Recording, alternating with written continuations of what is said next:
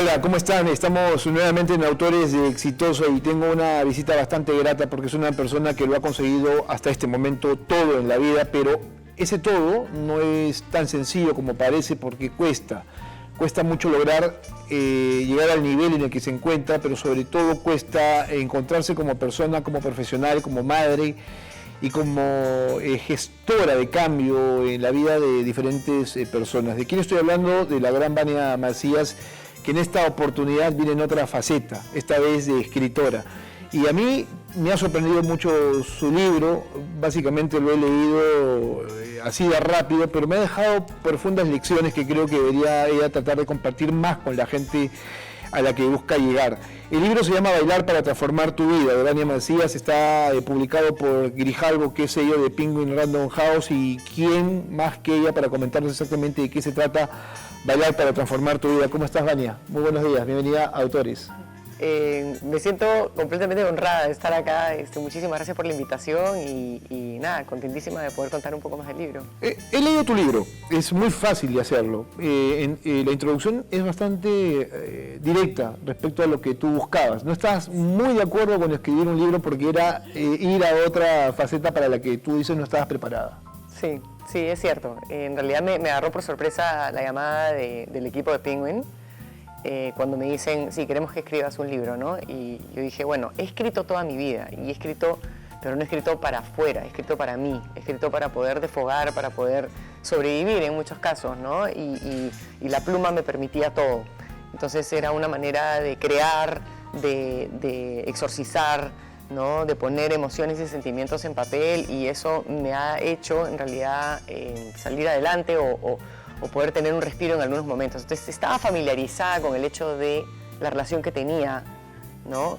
Con la escritura, pero nunca imaginando que sería algo hacia afuera. Entonces creo que cuando uno empieza a escribir y estás abocado a pensar en que va a ir hacia afuera, no puedes hacerlo. Entonces me sentí muy bloqueada, y cuando olvidé por completo eso y empecé a hacerlo para mí, ¿no? Para realmente entender más cosas sobre mi propia vida, creo que empezó a fluir y empecé a divertirme y a conocer más acerca de mí a través del mismo proceso. Bueno, tú eres una persona que a lo largo de estos años has transitado por muchas cosas, pero también has vencido muchos miedos. Este seguramente era uno de esos miedos que tenías que vencer, porque contar aspectos tan íntimos de tu vida y hacerlos públicos, por ejemplo, cuesta, ¿no? Sí. Cuesta romper esa barrera. Sí, cuesta muchísimo. Hay cosas en ese libro que no las sabía nadie. No, por supuesto. Entonces es muy fuerte y ha sido como una manera de soltar, ¿no? Entonces sí, la verdad es que ha sido un proceso maravilloso. O sea, la verdad es que lo recomiendo full. Lo recomiendo. Ahora sí es como un vértigo, ¿no? Cuando ya, mejor que Johan me enseña la foto del libro ya publicado, o sea, ¿no? La primera impresión, y es como, sientes así todo el cuerpo como, oh, no puedo creer que eso va a estar en librerías, ¿no? No puedo creer que esto va a suceder, ¿no? Que realmente ya es un hecho, que ya se imprimió, ya está. Ahí te tengo que ser honesta, sentí como vértigo, ¿no? Pero bueno, uno tiene que superar esas cosas y es parte de también el aprendizaje, ¿no? Es raro, ¿no? Porque cualquiera diría, es Vania Macías, está acostumbrada a lidiar con los públicos, ¿no es cierto? Con la crítica, y posiblemente se atreve absolutamente a todo. Entonces, ¿cómo podría tener miedo ante el hecho de que conozcan su historia, ¿no? Una vez escuché una entrevista a Plácido Domingo, y lo que decía era que en todo momento siempre has sentido esos nervios antes de salir al escenario. Entonces tú lo ves y dices, no, pero este señor, ¿qué va a sentir nervios, no? O sea, ¿cómo va a sentir nervios antes de salir, teniendo lo que tiene, sabiendo? Y lo que explicaba es que el momento en que tú pierdes eso, dejas de hacerlo, ¿no? Le pierdes el sentido a lo que estás haciendo, ¿no? Porque no le das ese valor. Entonces creo que de alguna manera ese rush siempre está, ¿no? Siempre está. A veces cuestan cosas, ¿eh? Yo voy a partir por un aspecto importante del libro que creo que es importante, y ya luego contaremos un poquito de tu historia que está contenida aquí, pero es algo que a mí me pareció interesante, porque claro, cualquiera piensa que Vania Macías ha tenido una vida fácil, que todo lo ha conseguido porque es Vania Macías y porque no tenía por qué hacer mayor esfuerzo. Sin embargo, eso es completamente contrario a lo que se cree, ¿no? Por eso a veces las percepciones son equivocadas. Entonces, ¿qué pasa? Y yo me quedo con una frase que creo que es bastante profunda. No una frase, sino preguntas que tú te haces a lo largo del desarrollo del texto, que dice lo siguiente, o preguntas, perdón. ¿Quién era yo? ¿Por qué en Madrid, por ejemplo, era la sudaca, en Estados Unidos la latina y en el Perú la gringa? ¿A dónde pertenecía? ¿Qué me hacía peruana? Esto, señores, es búsqueda de identidad. Y no sé si tú tienes ya las respuestas justamente después de haber escrito este texto a estas preguntas. Las respuestas las empecé a generar con D1, ¿no? Y con lo que fui haciendo. Me di cuenta que cuando empecé el trabajo, cuando empiezo con los primeros adolescentes y jóvenes, que tenían entre, no sé, 15, 16, 17 años, lo que más me llamaba la atención era la vergüenza que tenían del origen que tenían. Entonces era como, ¿de dónde vienen? Y el primer grupo era de Ventanilla. Entonces, en Ventanilla y en todo Lima, el 90% de Lima es migrante. Entonces mi primera pregunta fue, bueno, ¿y de dónde han venido sus padres o ustedes? Y era, no, nosotros somos de Lima, ¿no? Nosotros no venimos de ninguna provincia, nosotros somos de acá.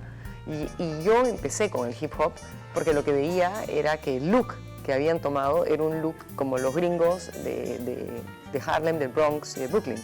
Entonces dije, acá hay algo interesante para entender, ¿no? Eso fue hace 18 años, hoy día la historia ha cambiado. Y ahora todo el mundo, sí, fusión, vamos a hacer fusión, por favor. Nosotros somos, o sea, eso no había.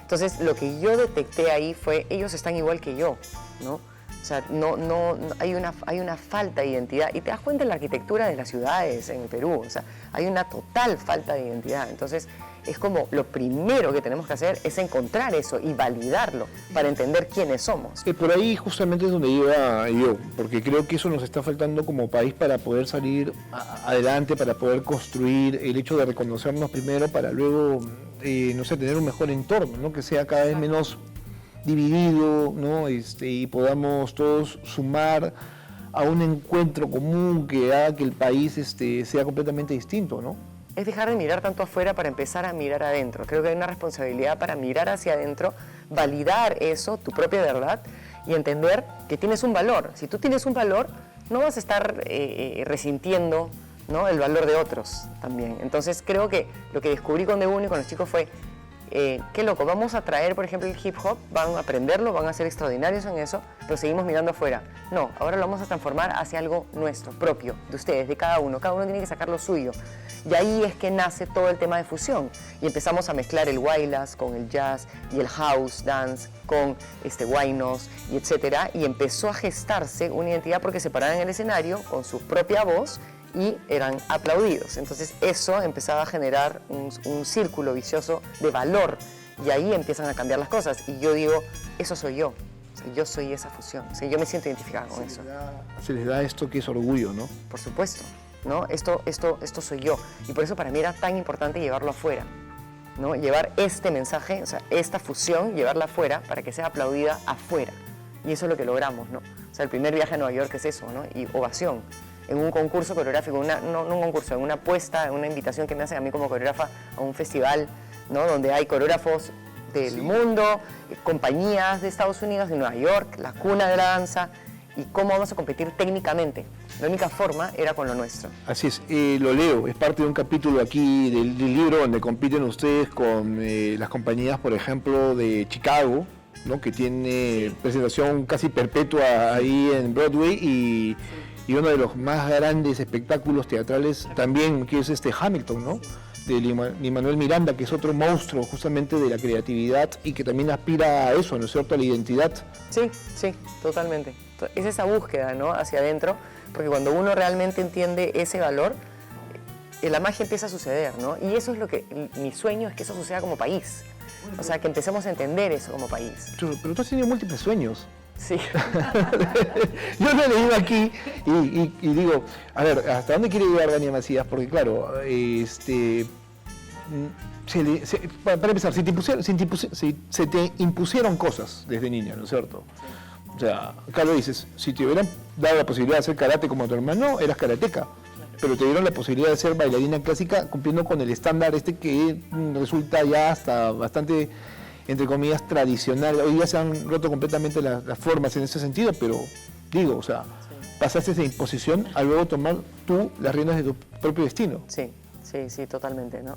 En realidad ahí, claro, hay un punto de quiebre importante que para mí es Inglaterra, ¿no? O sea, cuando yo viajo y tengo que probarme a mí misma, realmente salir adelante con esto que había aprendido y tengo que empezar de cero, irme a faja cero, ¿no? En un país muy complicado, muy difícil, muy competitivo, creo que ahí hay un punto muy importante de quiebre en mí, ¿no?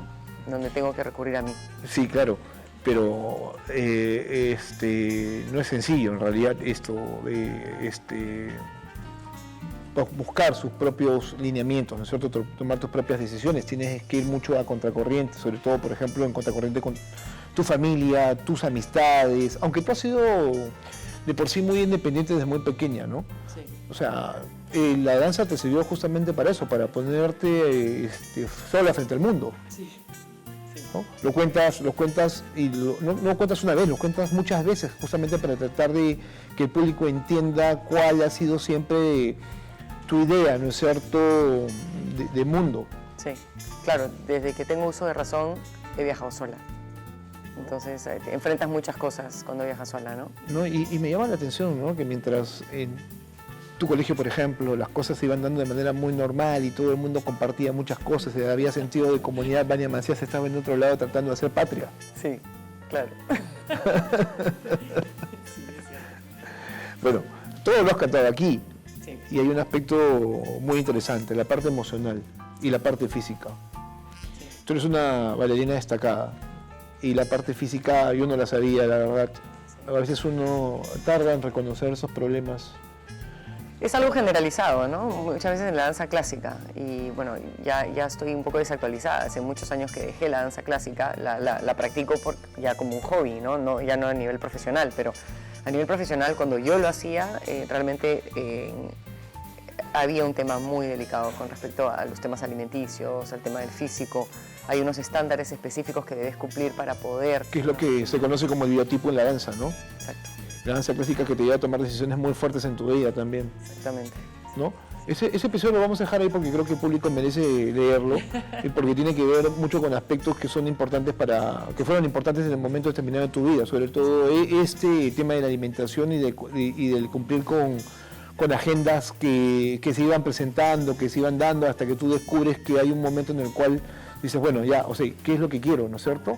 Pero, a ver, fíjate, no sé si esto sea para todos, ¿no? Porque en algún momento de la vida que nos toca vivir, hay una especie de situación, ¿no? No sé si será destino en realidad, que genera un parteaguas entre lo que eres y entre lo que deberías ser, que cambia completamente todo. Es cierto, pero estamos hablando, creo que toda la conversación va alrededor de esa percepción, ¿no? El de hacia afuera o hacia adentro, ¿no? Entonces es ¿qué quieres ser y para quién quieres ser? ¿Para ti o para el resto, ¿no? Entonces creo que es un punto muy valiente en el que uno debe realmente validar lo que la naturaleza te está pidiendo desde tu propio ser, ¿no? Creo que eso es importantísimo y ese es un poco el viaje del libro también. No, claro, en eso está, esa es la línea narrativa del libro que te lo he dicho prácticamente. A mí me parece que esto, además del libro, podría trascender a ser, por ejemplo, un formato audible donde tú tendrías que aportar con tus ideas cierto nivel de motivación para que la gente que encuentre tu testimonio lo tome como, ¿no es cierto?, algún tipo de aliciente, porque se pueden hacer cosas en el país y todo es cuestión de decisión, a pesar de todo lo que se pueda presentar más adelante, porque incluso tú has recibido críticas de aquellas personas que decían, vas a dejar todo esto por esto, ¿no es cierto? Entonces, cómo lidiar con jóvenes en extrema pobreza, incluso hasta tus propias amigas te decían, los ves, los tocas, los abrazas, no sientes ningún tipo de situación incómoda y tú tenías otra forma de ver eso y tal vez, ¿no es cierto?, te llevó a configurarte de otra manera. Sí, sí, es cierto. Es fuerte. Sí, es como, en realidad cuando es el momento bien fuerte de decidir quedarme acá, ahí lo narro, ¿no? Es todo en contra. Ahí si no te escuchas a ti, entonces no lo iba a hacer, porque toda la racionalidad llevaba a que era una locura hacer lo que estaba haciendo, era una locura dejar, y es increíble la vida, el universo cómo conspira y te va poniendo las cosas ahí, ¿no? Porque justo llega la oferta del Circo del Sol en el momento clave en el que yo estaba enamorándome de esta posibilidad de lo que podía gestarse acá, y para hacerme lo más difícil, yo tenía un contrato, pero para hacerlo más difícil me sale lo del Circo del Sol. Entonces es como, ¿estás segura de lo que quieres hacer? Entonces era como las señales estas que de las que uno tanto habla, ¿no? Esas señales que uno propio las atrae. Es como, dices, oye, ¿no? ¿En qué momento? O sea, qué fuerte la decisión que tengo que tomar, porque toda la lógica dice que no. Y eso es lo que estabas buscando. No cualquiera entra a ser o formar parte de una compañía de Cirque du Soleil, ¿no? Porque tienes que tener alto nivel de preparación. Son artistas de desarrollo prácticamente olímpico, ¿no? Los que participan dentro de las coreografías, de los eventos que van dando por todo el mundo, ¿no? Porque finalmente es el circo del mundo, ¿no? Yo no lo habría dejado. Pero entiendo tu posición, entiendo lo que buscabas. Y ahí llegamos a D1, ¿no? Que ya lo has comentado, o sea, este objetivo de, ¿no es cierto?, hacer una compañía social donde los chicos tengan oportunidades y donde puedas tú cambiar la historia de vida, ¿no? Has sacado gente que tenía múltiples problemas, por ejemplo, con la justicia, que ahora están reconvertidos y que tienen otra historia de vida. Es algo como que, no sé, ser profeta en tu propia tierra, ¿no? Que es difícil. O sea, tu testimonio ha servido para eso. El caso de él, por ejemplo, que ahora ya no está y que formaba parte de la compañía, que fue un momento bastante duro para ustedes. Sí. Bueno, tenemos una sala en su nombre, ¿no? Justo lo hemos estado mencionando un montón estos días a Eric. Pero sí, lo de Eric fue durísimo, pero creo que mostró cómo el colectivo y una comunidad que se gesta a partir del amor, del respeto, puede lograr cosas increíbles, ¿no? A Eric le dieron 4 meses de vida y vivió 10 años. ¿No? A punta de la lucha que tuvimos, ¿no? Fue como, no, imposible. Y con el sistema en el que estamos, ¿no? Un sistema de salud imposible, en donde, ¿no? 1000 veces yo he estado, pues, no sé, Eric a punto de morir, había que ¿no? O sea, ni siquiera era atendido, ¿no? O sea, y es la situación de muchísimos peruanos. Entonces, también eso te hace reflexionar y dices, oye, ¿qué más podemos hacer en este aspecto? La verdad es que Eric despertó muchas cosas, ¿no? Pero creo que sí, fue un grupo humano buscando que él viva, ¿no? Y al final tiene estos 2 hijos maravillosos, ¿no? Sí, su historia está aquí en un capítulo que tú narras muy sentido y a quien le dedicas palabras muy importantes, pero eso me lleva también a pensar que aquí también está involucrado mucho de tu testimonio relacionado con el aspecto educativo, alimentario del país, porque estos chicos que tú terminas formando en tu asociación es gente que no tenía la más mínima oportunidad para poder salir, ¿no es cierto?, de donde estaba. Y es gente que ahora está consiguiendo logros importantes. Gente que tú recibías con serios problemas de desnutrición, a quien tenías que procurar darle alimentación, porque el baile no es tan sencillo, es un desgaste constante de nutrientes, ¿no? Y no solo eso, sino que un adolescente en desarrollo necesita proteínas, necesitas aminoácidos para poder tener sinapsis y que tu cerebro funcione. Entonces no pretendamos tener personas inteligentes, ¿no? Y que tomen buenas decisiones o etc., o que puedan salir adelante si es que no tienen lo básico, ¿no? Y lo básico es un contenido de proteína. Mira el problema de anemia que tenemos en el país. Entonces creo que eso se me chantó en la cara sin esperarlo. Creo que yo he sido...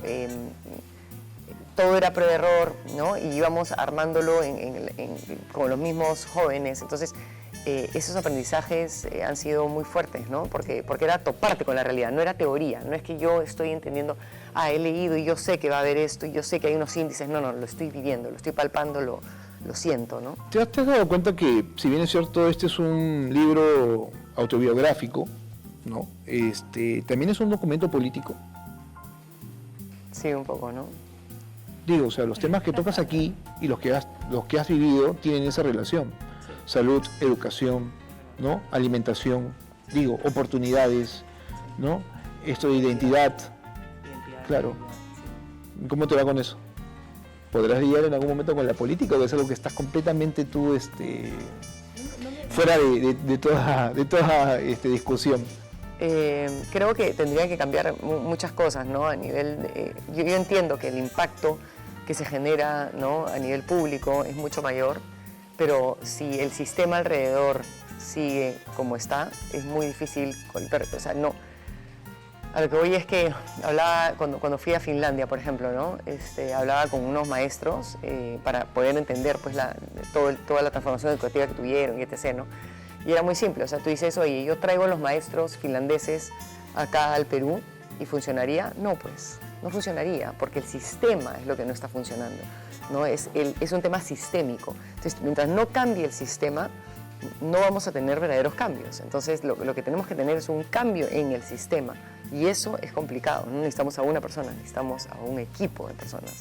Entonces, por eso es que los partidos políticos son tan importantes, ¿no? Y no funcionan en el país, ¿no? Siempre es un patriarca o una persona o es él, ¿no? Y no es así. Entonces, si los cambios no son sistémicos, no vamos a tener verdaderos cambios. Por eso es que no entro en política, porque sería agotarme. Es lo que le pasó a Salvador, ¿no? O sea, maravillosa persona, un ser humano hermoso y desgastado total, no ha vuelto a tocar la política, ¿no? Una persona que podía aportar muchísimo, nunca más.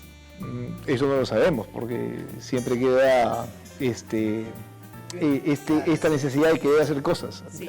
No está cerrado del todo en el caso de Salvador de Solar, que por cierto está en Argentina también haciendo cosas de teatro y temas de libros, también hablando con autores, escritores, que creo que es importante. Sería un sueño que Salvador vuelva a la política.